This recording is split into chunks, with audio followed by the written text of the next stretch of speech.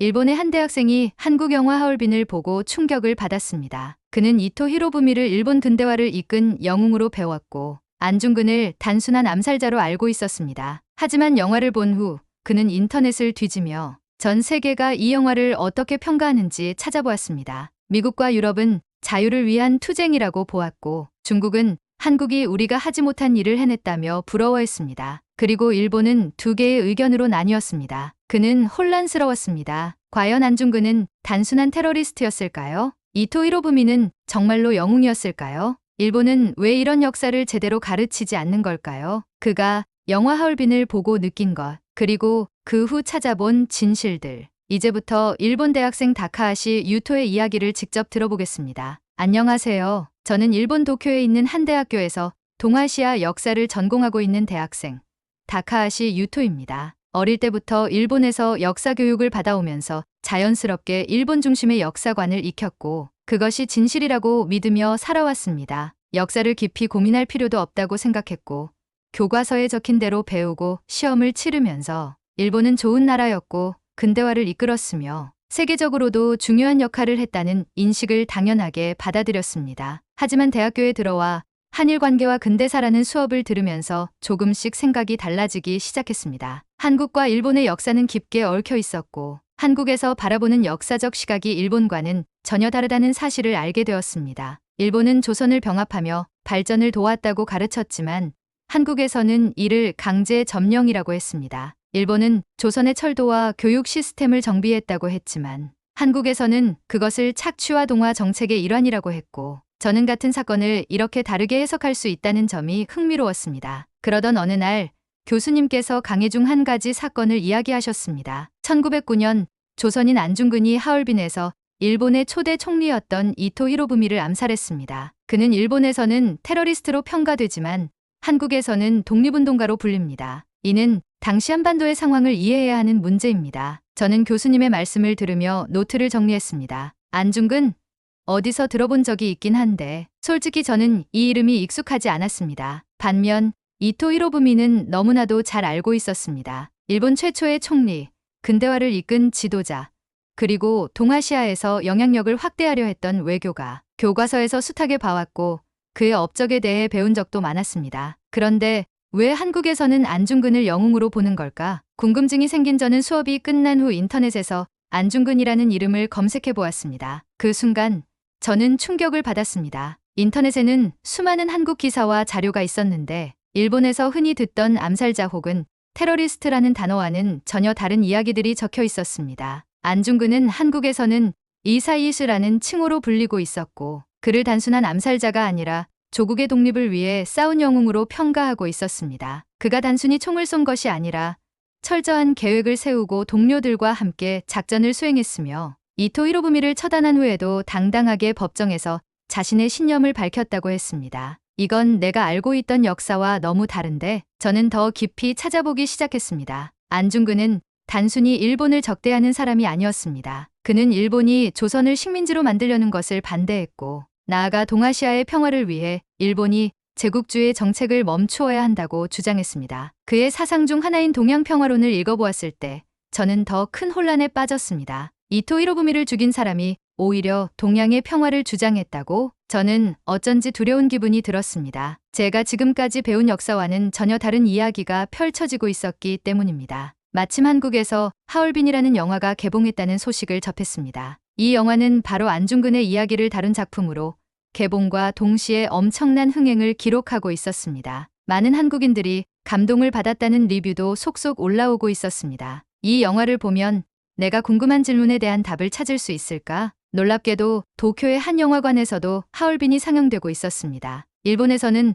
보통 이런 역사적 소재의 영화가 잘 개봉되지 않는데 이례적인 경우였습니다. 저는 곧바로 표를 예매하고 직접 영화를 보기로 했습니다. 그렇게 저는 하얼빈을 통해 안중근을 새롭게 마주하게 되었습니다. 저는 도쿄의 한 영화관에서 하얼빈을 보기 위해 예매한 표를 들고 입장했습니다. 좌석은 절반 정도 차 있었고 관객 중에는 일본인뿐만 아니라 한국인으로 보이는 사람들도 있었습니다. 일본에서는 역사적으로 민감한 내용을 다룬 영화가 크게 화제가 되지 않는 경우가 많았기에 이 정도의 관심을 받는 것만으로도 이 영화가 얼마나 많은 사람들의 주목을 받고 있는지 실감할 수 있었습니다. 저는 자리에 앉아 조용히 영화가 시작되기를 기다렸습니다. 영화가 시작되면서 저는 곧장 화면 속으로 빨려 들어갔습니다. 저는 영화 속 이토 히로부미의 모습을 보며 더욱 혼란스러워졌습니다. 일본에서는 그를 근대화를 이끈 지도자라고 배웠지만 영화 속에서 그는 조선을 병합하려는 야망을 가진 침략자로 그려졌습니다. 그는 조선의 독립운동을 철저히 탄압했고 조선을 일본의 식민지로 삼기 위해 치밀한 계획을 세우고 있었습니다. 그가 회담에서 조선에 대한 병합 계획을 설명하는 장면을 보며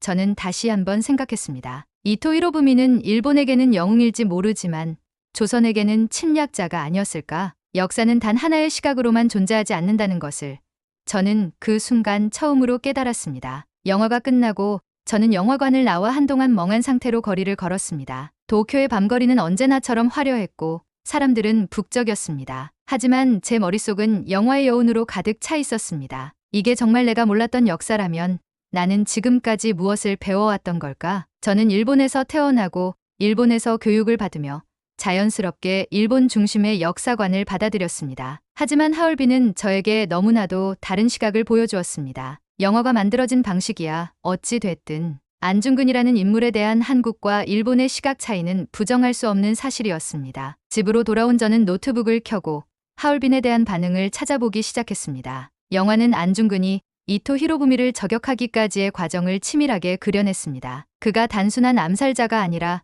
조선의 독립을 위해 목숨을 걸고 싸운 독립운동가였다는 것이 분명하게 전달되었습니다. 그의 신념, 그의 고민, 그리고 그가 저격을 결정하기까지의 과정이 매우 설득력 있게 묘사되었습니다. 저는 영화 속 안중근을 보면서 처음으로 생각했습니다. 정말 테러리스트라고만 부를 수 있는 사람일까? 그는 자신의 행동이 단순한 개인적인 복수가 아니라 조선의 미래를 위한 것이라고 믿었습니다. 그는 총을 쏘기 전에 코레아 오라 대한민국 만세를 외쳤고 일본 법정에서도 당당하게 자신의 신념을 밝혔습니다. 그가 재판을 받는 장면에서 저는 숨을 죽이고 그의 말을 들었습니다. 나는 조선의 독립을 위해 싸운 군인이다. 일본이 우리나라를 침략했기에 나는 침략자를 처단한 것이다. 저는 교수님께서 했던 말이 머릿속에서 반복되었습니다. 이토 히로부미를 살해한 테러리스트. 하지만 영화 속 안중근은 그런 인물이 아니었습니다. 그는 조선의 독립을 위해 모든 것을 바친 사람이었습니다. 그의 행동은 개인적인 감정이 아니라 국가를 위해 목숨을 바친 선택이었습니다. 저는 순간적으로 혼란에 빠졌습니다. 그럼 지금까지 내가 배운 역사는 무엇이었지? 영화가 개봉된 한국에서는 예상대로 엄청난 반응이 쏟아지고 있었습니다. SNS와 포털 사이트에는 수많은 리뷰와 감상평이 올라와 있었습니다. 안중근 의사의 희생을 다시금 떠올리게 해준 영화였다. 마지막 장면에서 눈물을 참을 수 없었다. 우리는 이런 영웅들을 잊어서는 안 된다. 역사를 기억해야 한다. 극장에서 나올 때 대한독립만세를 외치고 싶었다. 저는 한동안 그 글들을 읽으며 한국인들이 이 영화를 어떻게 받아들이고 있는지 살펴보았습니다. 그들에게 안중근은 단순한 한 명의 역사적 인물이 아니었습니다. 그는 일본의 식민 지배에 맞서 싸운 독립운동가였고 그의 희생은 아직까지도 한국인들의 가슴 속에 남아 있었습니다. 그런데 문득 궁금해졌습니다. 이 영화를 본 일본인들은 어떻게 반응하고 있을까? 저는 일본 영화 커뮤니티와 SNS에서 하얼빈에 대한 일본인들의 반응을 찾아보았습니다. 예상대로 의견은 극명하게 나뉘었습니다. 긍정적인 반응으로는 솔직히 이 영화를 보기 전까지 안중근이 어떤 사람이었는지 거의 몰랐다. 일본에서는 가르쳐주지 않으니까. 우리가 역사 교육을 너무 편향하게 받아온 건 아닐까? 안중근은 단순한 테러리스트가 아니었다. 이토 히로부미가 조선을 병합하려고 했다는 사실을 이 영화를 통해 처음 알았다. 일본도 이제는 이런 역사를 솔직하게 가르쳐야 한다. 반면 부정적인 반응도 있었습니다. 이건 반일 감정을 조장하기 위한 선전 영화다. 일본을 악마처럼 묘사하고 있다. 일본 근대화를 이끈 인물을 살해한 사람을 미화하는 영화라니 불쾌하다. 역사는 역사일 뿐이다. 왜 이제 와서 이런 영화를 만들어 한일 관계를 악화시키려는 거지? 저는 이 두 가지 반응을 차례대로 읽어내려가면서 복잡한 감정을 느꼈습니다. 긍정적인 반응을 보인 일본인들은 저와 같은 혼란을 겪고 있을지도 모릅니다. 그들은 저처럼 일본 중심의 역사 교육을 받아왔지만 영화나 외부 자료를 통해 새로운 사실을 접하면서 기존의 믿음에 의문을 품고 있었습니다. 하지만 부정적인 반응을 보이는 사람들도 이해할 수 있었습니다. 그들은 여전히 일본에서 배운 역사 속에서 살아가고 있었고 자신들이 믿어온 사실이 부정당하는 것에 불쾌감을 느끼고 있었습니다. 그렇다면 저는 어떻게 생각해야 할까요? 저는 일본에서 태어나고 자랐지만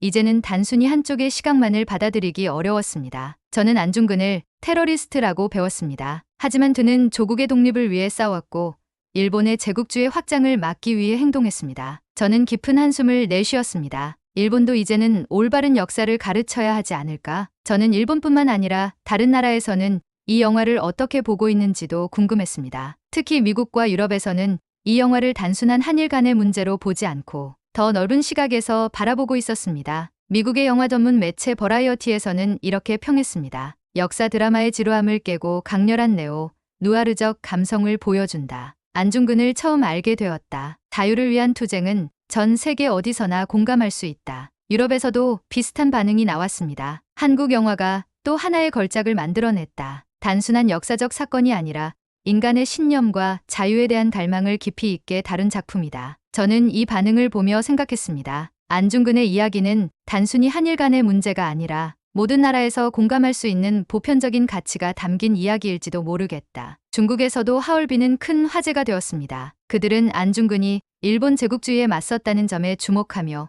긍정적인 평가를 내렸습니다. 하지만 그와 동시에 중국 내부에서는 또 다른 반응이 나오고 있었습니다. 우리 같은 대국도 하지 못한 일을 한국이라는 소국이 해냈다. 중국은 말로만 대국이라고 하지 말고 이런 역사적 사실을 부끄러워해야 한다. 저는 이 반응을 읽고 한동안 생각에 잠겼습니다. 이것이 역사라는 것일까? 국가의 크기와 관계없이 신념을 가진 개인이 세계를 변화시킬 수도 있다는 것. 그리고 어떤 나라는 역사를 직시하고 기록하는 반면 어떤 나라는 불편한 진실을 외면한다는 것. 저는 깊은 한숨을 내쉬었습니다. 이토 히로부미는 일본의 근대화를 이끈 지도자였지만 조선에게는 침략자였다. 안중근은 일본에게는 암살자였지만 조선에게는 영웅이었다. 이 두 가지 사실은 모두 존재하는 것이 아닌가? 저는 노트북 화면을 멍하니 바라보며 한동안 아무 생각도 할 수 없었습니다. 방금 전까지 읽었던 수많은 반응들이 머릿속에서 뒤엉켰습니다. 한국인들은 안중근을 영웅으로 여기며 그의 희생을 기억해야 한다고 말했습니다. 미국과 유럽에서는 자유를 위한 투쟁이라는 보편적 가치로 이 영화를 높이 평가하고 있었습니다. 중국인들은 자신들의 역사를 돌아보며 스스로를 부끄러워해야 한다는 반응을 보이기도 했습니다. 그리고 일본에서는 찬반이 극명하게 갈렸습니다. 이 영화를 본 일본인들 중에는 나처럼 혼란스러워하는 사람들이 많을까? 저는 일본에서 태어나고 자랐습니다. 일본의 교과서로 공부했고 일본식 역사 교육을 받았습니다. 어릴 때부터 저는 이토 히로부미를 일본 근대화를 이끈 위대한 지도자로 배웠습니다. 그가 서구 열강과 협상하며 일본을 강한 나라로 만들었고 조선을 병합하면서 동아시아를 일본 중심으로 통합하려 했다고 배웠습니다. 그런데 그 과정에서 조선이 무엇을 잃었는지, 그곳에 살던 사람들은 어떤 감정을 가졌는지는 단 한 번도 깊이 생각해 본 적이 없었습니다. 내가 지금까지 배운 역사에서 빠져 있던 것은 무엇이었을까? 저는 다시 일본의 역사 교과서를 검색했습니다. 그리고 이토 히로부미 항목을 찾아 읽어 내려갔습니다. 이토 히로부미는 일본의 근대화를 이끈 지도자로 조선 병합에 중요한 역할을 했다. 1909년 하얼빈에서 조선인 안중근에게 암살당했다. 그게 전부였습니다. 왜 안중근이 그를 저격했는지, 그가 법정에서 어떤 주장을 했는지, 그가 남긴 사상과 철학이 무엇이었는지에 대한 설명은 단 한 줄도 없었습니다. 저는 깊은 한숨을 내쉬었습니다. 이건 단순한 실수일까?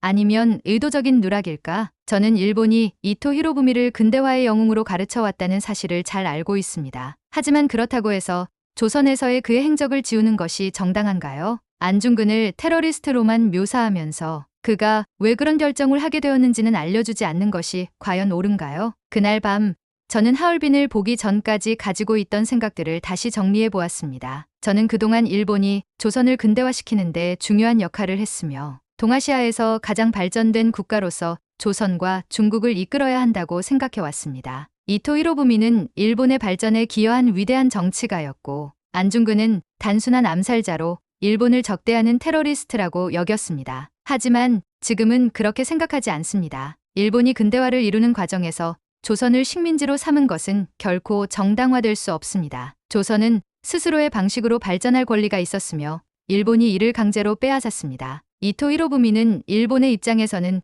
근대화를 이끈 지도자일지 모르지만 조선의 입장에서는 명백한 침략자였습니다. 그리고 안중근은 단순한 암살자가 아니라 조선의 독립을 위해 싸운 독립운동가였습니다. 그럼에도 불구하고 일본은 지금까지 이 사실을 교묘하게 가르치지 않거나 의도적으로 축소해 왔습니다. 저는 이 변화를 단순한 개인의 생각 변화라고 치부할 수 없고 역사를 단순히 한쪽 시각으로만 바라볼 수 없다고 생각합니다. 이것은 한 나라의 역사 교육이 한 사람의 시각을 어떻게 형성하는지를 보여주는 증거입니다. 일본도 이제는 올바른 역사를 가르쳐야 하지 않을까요? 우리는 너무 오랫동안 우리의 과거를 직면하는 것을 두려워했습니다. 식민 지배에 대한 책임을 제대로 인정하지 않았고 독립운동가들을 반일 세력으로 치부하며 그들의 이야기를 제대로 가르치지 않았습니다. 저는 단순히 한국과의 관계를 위해서가 아니라 우리 일본인들이 진정으로 성장하기 위해서라도 이제는 과거를 직시해야 한다고 생각합니다. 역사는 한쪽의 입장에서만 기록되어서는 안 됩니다. 우리 일본이 배워야 할 것은